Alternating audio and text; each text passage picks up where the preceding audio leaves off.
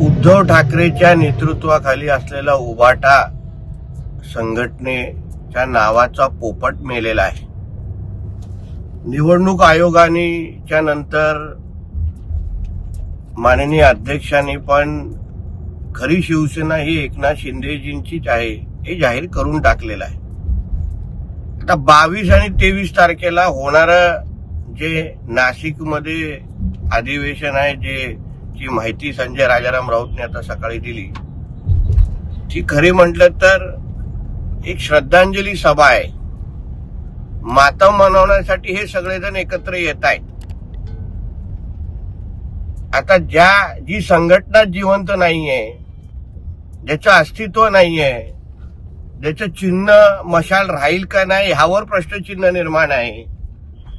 मग त्या निमित्ताने 2 दिवसाचं अधिवेशन घेऊन नेमकं कोणाला खुश करू पाहतायत, म्हणून ह्या 2 दिवसाच्या अधिवेशनाकडे कोणी ढुंकूनही पाहणार नाही। भारतीय जनता पक्ष, आमचे नेते, मुख्यमंत्री, उपमुख्यमंत्र्यांना शिव्या देण्याच्या पलीकडे ना उद्धव ठाकरेकडे काय विचार आहेत, ना त्याच्या उभाटाचे काय दुसऱ्या नेत्यांकडे विचार आहेत।